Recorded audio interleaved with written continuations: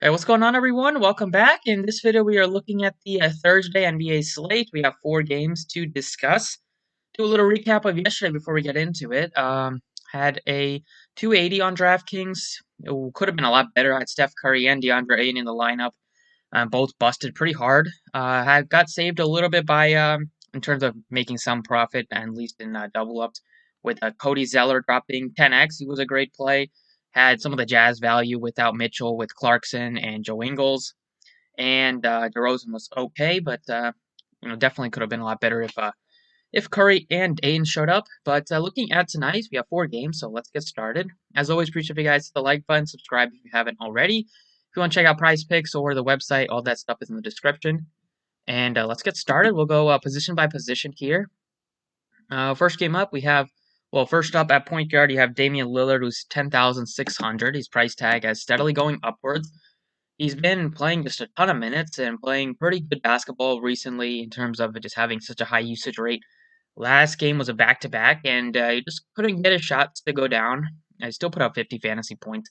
It looks to be a strong option without CJ McCollum here.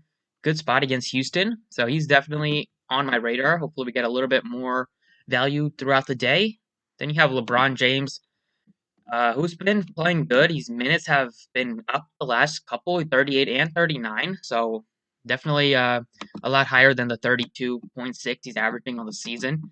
It is a back-to-back for the Lakers. They just had a tough game in Philly, so I think there's a chance that the Lakers could sit LeBron or Davis.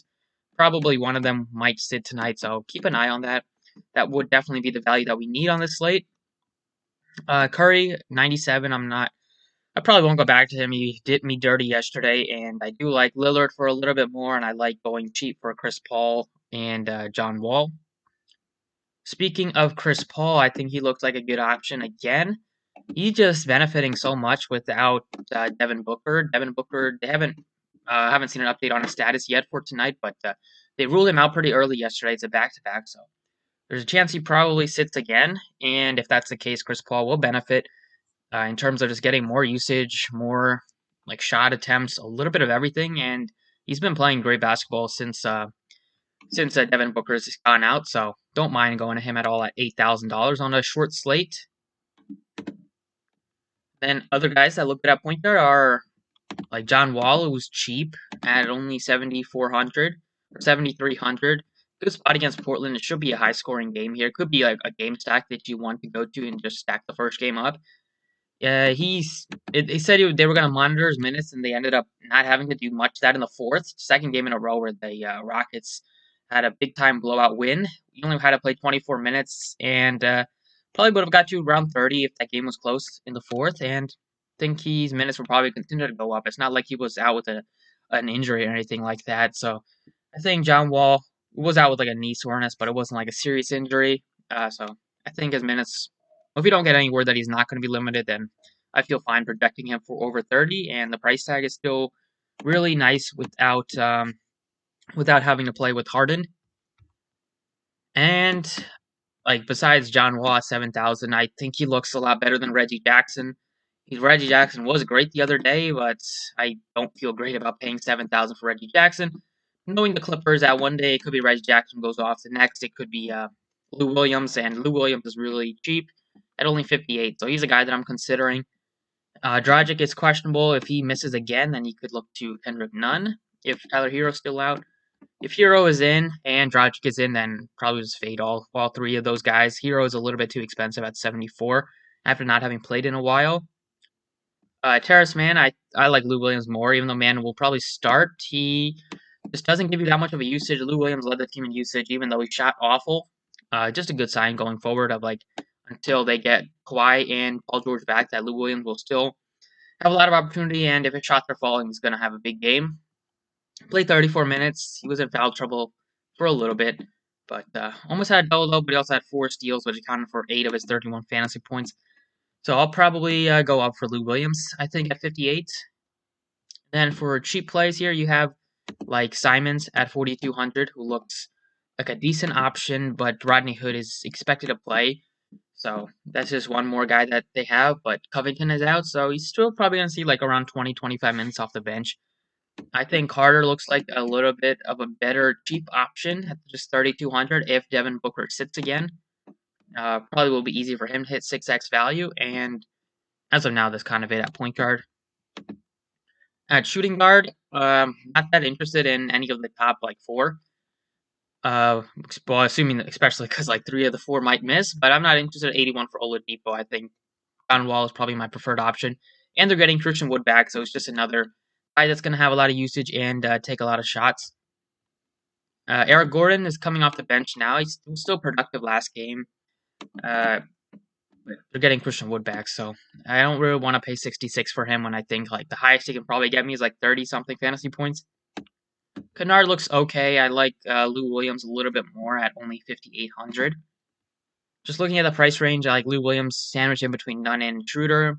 Unless Davis sits, then Schroeder looks a little bit better than Williams. But right now, he only played 22 minutes last game. Wasn't playing well, so he didn't kind of get the minutes. But did take 14 shots, and he did have like a 30+% usage rate.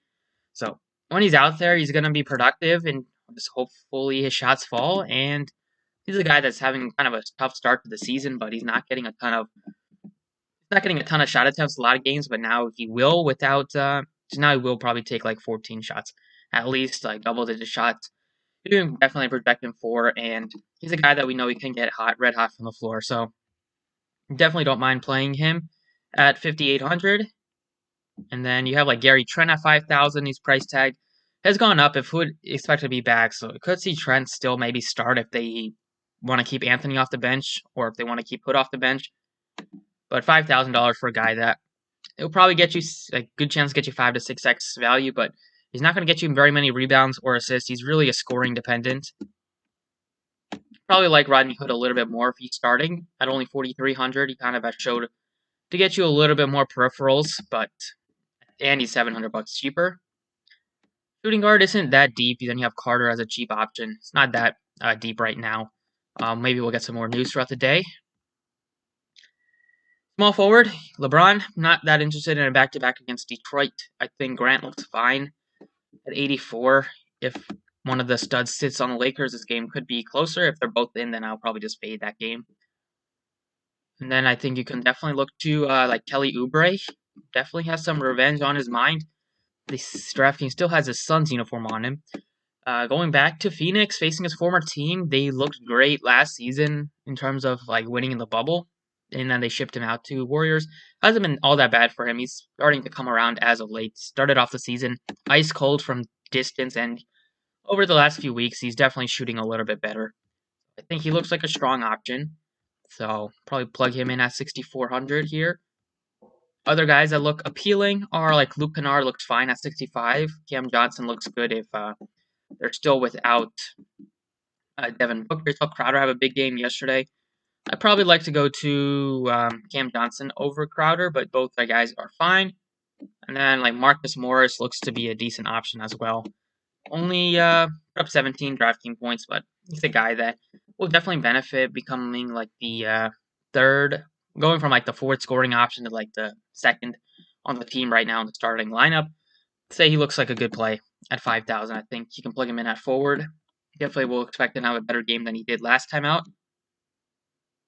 And then, yeah, definitely don't have that much cheap plays. Like Kyle Kuzma, if there's no Davis, would be a nice play. Hood, we talked about him a little bit interesting, depending on if he's starting. Power forward, if Davis is in, he's only 8,900, but I think it's a little bit risky with his minutes on a back-to-back. Probably will also go cheap at power forward. I like Morris. I like Carmelo Anthony. Without Covington, his minutes are secure, and you will take a lot of shots. We know that. Cam Johnson looks fine. Derrick Jones looks all right as well at 44. Kuzma, if one of the stars on the Lakers sits, looks fine. And then you don't have to pain yourself by rostering PJ Tucker, Daniel House.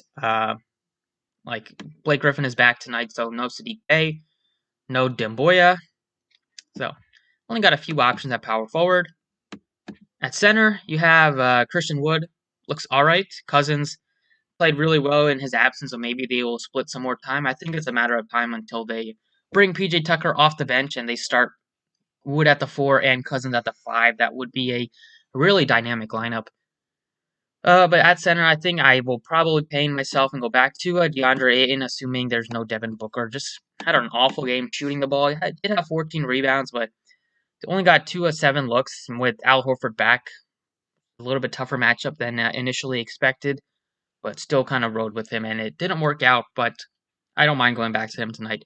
His spot is much better against the Warriors in terms of rebounding. He will be matched up against Kevon Looney, James Wiseman. Definitely should be able to take at least James Wiseman to school, the rookie. So if that doesn't happen, then there's some serious flaws with DeAndre Ayton's offensive game. But I think he looks good, definitely at 78. You have Enes Kanter, who looks fine without Covington, whose minutes might be into the 30s. A couple times he got you just 20 minutes, like 24, 27. But price tag on him is up to 71. I think he looks like the third best option at center. Ibaka looks alright as well at 68, but his price tag is getting up there. Definitely don't have interest in Blake Griffin. Definitely don't have too much interest in Harrell, unless Davis sits. Same thing with Olynyk, Zubats. Wiseman, they're bringing him off the bench. He did have a good game last time out. Maybe that's to kind of hope that he doesn't just get into foul trouble at the start of the game. Looney's been starting the last few games. He's min-priced, but doesn't play a ton. They kind of just keep him out there. Couple rotations. He looks like an okay value play at the min price, but I don't want to sacrifice my center spot for him.